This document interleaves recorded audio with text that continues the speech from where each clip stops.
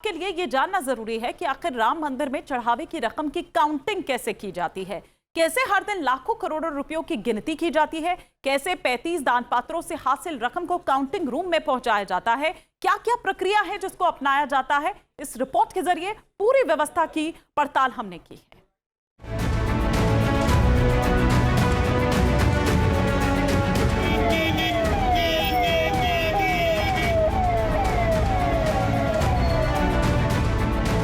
यह अयोध्या का वो भव्य और अलौकिक राम मंदिर है जिसकी एक झलक पाने के लिए दुनिया भर से सनातनी खिंचे चले आते हैं। कोई अपनी पूरी जिंदगी की कमाई तो कोई अपनी पेंशन का पैसा रामलला के चरणों में समर्पित कर देता है।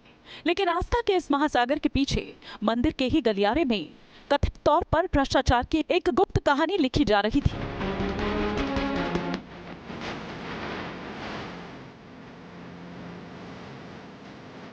जिसकी भनक किसी को नहीं थी। उत्तर प्रदेश सरकार ने कथित दान गड़बड़ी के आरोपों की जांच के लिए एसआईटी का गठन किया।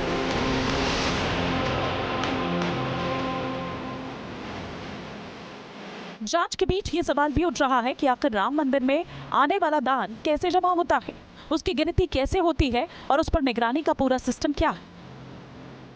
विवाद के केंद्र में एक साधारण से नाम वाला तीर्थयात्री सुविधा केंद्र।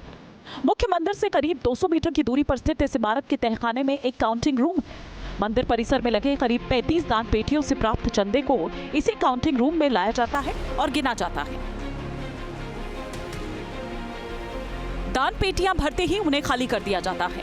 इस प्रक्रिया के दौरान ट्रस्ट के कर्मचारियों और एसबीआई के कर्मचारी समेत कम से कम 4 लोगों का मौजूद होना अनिवार्य है। चढ़ावे की रकम को लोहे के बक्सों में भरकर ताला लगाकर गाड़ियों में रखकर काउंटिंग तक ले जाया जाता है, जहां सीसीटीवी कैमरों से उनकी आवाजाही पर निगाह रखी जाती है।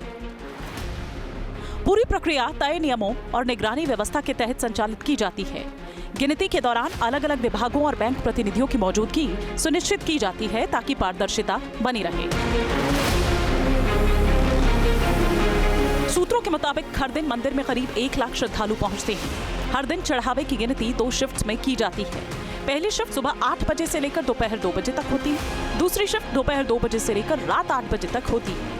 हर शिफ्ट में करीब 20 गिनती करने वाले होते हैं। कर्मचारियों की टीम दान पात्रों से निकाली गई नकदी को अलग अलग कैटेगरी में बांटते हैं। नोटों की मशीन से गिनती होती है, जबकि सिक्कों को भी अलग प्रक्रिया के तहत दर्ज किया जाता है। आभूषण को अलग रजिस्टर में दर्ज किया जाता है। फिर उन्हें अलग अलग काउंटर्स पर तैनात कर्मचारियों को सौंपा जाता है, जो हॉल के आर पार मौजूद काउंटर्स पर गिनती करते हैं। कर्मचारी सिर्फ शौचालय जाने और भोजन करने के लिए ही काउंटिंग रूम से बाहर निकल सकते हैं, जो हॉल से ठीक बाहर है। अपनी ड्यूटी के दौरान कोई भी कर्मचारी इमारत से बाहर नहीं जा सकता। अब आपको बताते हैं कि ये पूरा सिस्टम काम कैसे करता है। इस पूरे संगठन में सबसे ऊपर राम जन्मभूमि क्षेत्र तीर्थ ट्रस्ट के प्रमुख सदस्य अनिल मिश्रा हैं, जो दान की पूरी प्रक्रिया के प्रभारी हैं। इसमें चढ़ावे की गिनती और इस्तेमाल तक सब कुछ शामिल है। वो काउंटिंग रूम से सटे एक ऑफिस से अपना काम करते हैं। दान पेटी से लेकर काउंटिंग रूम तक चढ़ावे की देखरेख सुभाष श्रीवास्तव करते हैं। दान पात्रों के ताले 2 चाबियों की मदद से खुलते हैं, जिनमें से एक ट्रस्ट के प्रतिनिधियों और दूसरी बैंक कर्मियों के पास होती है। काउंटिंग रूम की देखरेख सुभाष श्रीवास्तव के जिम्मे है, जो एक रिटायर्ड बैंक अधिकारी है। सुभाष श्रीवास्तव अनिल मिश्रा को रिपोर्ट करते हैं। हर शिफ्ट के लिए अलग अलग शिफ्ट इंचार्ज होते हैं। हर शिफ्ट इंचार्ज सुभाष श्रीवास्तव को रिपोर्ट करते हैं। हर 4-5 कैशियर के लिए एक सुपरवाइजर होता है। गिनती पूरी होने के बाद कैश को फिर से बैंक के डिब्बों या बक्सों में पैक किया जाता है।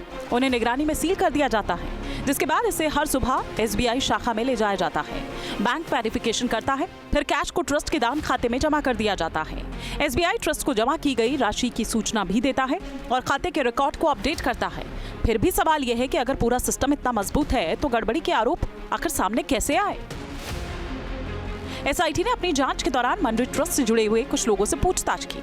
सूत्रों के मुताबिक ट्रस्ट के सदस्य और दान प्रबंधन से जुड़े अधिकारियों से भी सवाल जवाब किए गए हैं। एसआईटी ये जानने की कोशिश कर रही है कि दान की गिनती, रिकॉर्डिंग और बैंकिंग प्रक्रिया में कहीं कोई खामी तो नहीं रही। इसके अलावा ये भी देखा जा रहा है कि दान राशि की सुरक्षा और निगरानी के लिए बनाए गए नियमों का पालन पूरी तरह से हुआ है या नहीं। एसआईटी की रिपोर्ट आने के बाद ही ये साफ होगा कि आरोप महज आशंकाएं हैं या फिर वाकई किसी स्तर पर गड़बड़ी हुई है। फिलहाल इस मामले पर देश भर की निगाह टिकी हुई है। Team news nation. आपके मोबाइल पर तुरंत आएगी ब्रेकिंग न्यूज। स्क्रीन पर सबसे पहले दिखेगी बड़ी खबर। देश दुनिया की हर खबर एक जगह। अब आपके मोबाइल पर तुरंत फटाफट इंस्टॉल कीजिए न्यूज नेशन ऐप और रखिए खुद को अपडेट।